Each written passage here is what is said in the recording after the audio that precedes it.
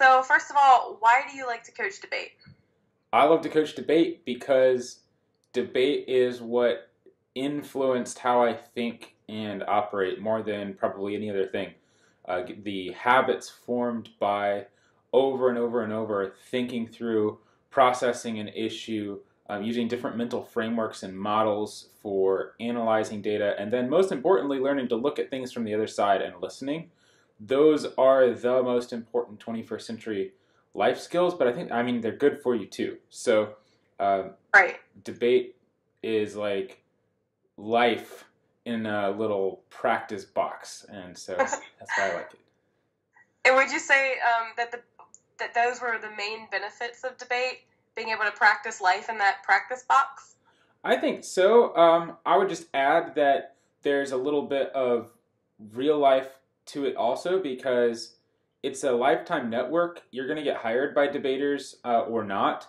You're going to be collaborating with debaters or not based on how you behave too. So it's not just the standing up and arguing part. That's a practice zone, but you're really shaping who you are and how you interact outside the round and who you invest in and how open you are with ideas and what you say about people behind their backs. Like all of that is part of it too. Plus learning to get along with a partner and be part of a team and be better than somebody, be worse than somebody. I mean, all of that out of round experience is part of the package. So why would you say debaters need a debate coach?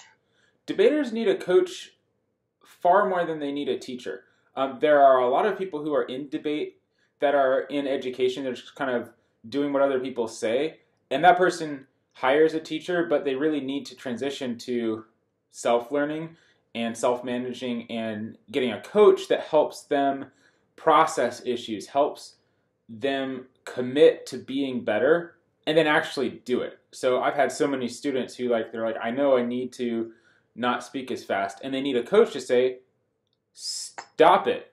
Um, you lose the next tournament in my eyes if anybody on any ballot says you should have slowed down or you're talking too fast. It's a deadweight loss. I don't care. Nothing else to it. So a coach helps you focus out some of the noise and reduce the amount of influence that's just going to paralyze you a little bit. That's why people need a coach. So knowing that about your coaching, what is unique about your coaching style? Whew. Um, I think that there are a couple things unique. One is that because I've had the chance to really live out debate after 7 years of doing it in gobs of leagues, doing every format, LD policy, LD value, team policy, team value, parlay, moot court, all of that.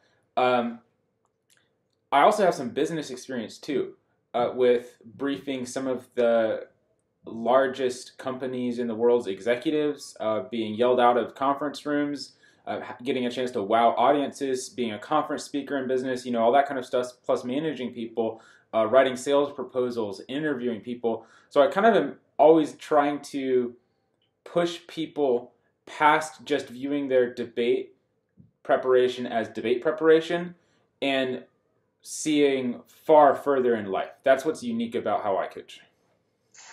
What's kind of student should work with you knowing this? Students should work with me who want to do at least 80% of the work.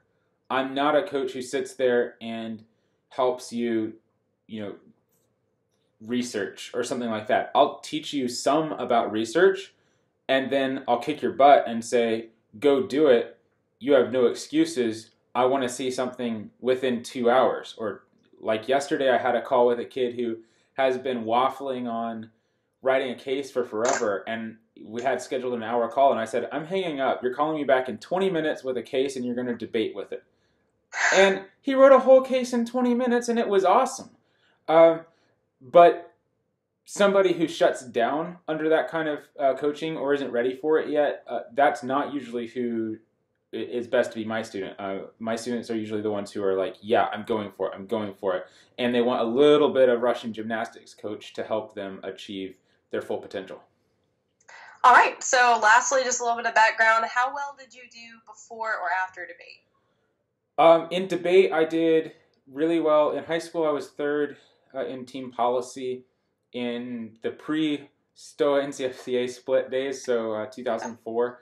And I was actually ninth the year before that, and got a great scholarship to Patrick Henry College to coach debate. To participate, and then eventually became the executive debate coach there. And I've placed top 5 nationally in a whole ton of formats several times with a lot of different partners. But I also had a lot of really cool experiences, because to me it's always choose the most challenging path. So sharing my case openly all through high school, giving it to people as soon as postings go up, and keeping it online so that I never hawk bad wares. And in college, sometimes I had one year where I challenged myself by having a new novice partner every tournament, which was really cool. So a lot of sort of varied experiences as a debater. And then in real life, I present and analyze all the time. And I'm also a presentations coach for business people and CEOs and authors and things like that. When it comes to coaching, I've been able to coach 5 national champions, and then just a host of top tenors across 11 leagues, I think, and 6 different formats of debate. So I've kind of been around the block from the debate coaching perspective. All right, great. So in closing, just give us some inspiring words about Ethos's vision and how it gels with your coaching philosophy.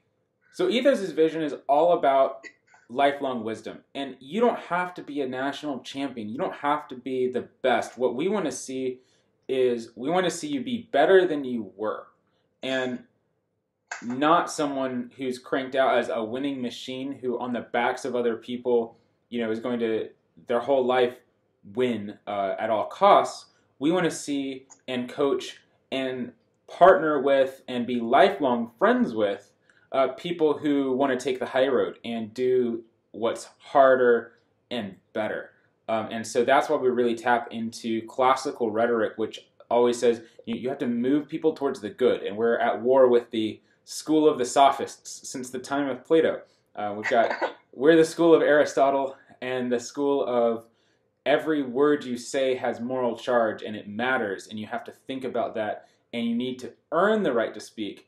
And we're at a multi-thousand-year war with the people who are used car salesmen of ideas who pride themselves in the ability to convince anyone to do anything, whether or not it's right. So our philosophy is think well first and deserve to speak well second. All right, great. Thank you for your time, Isaiah. Thanks, Emily.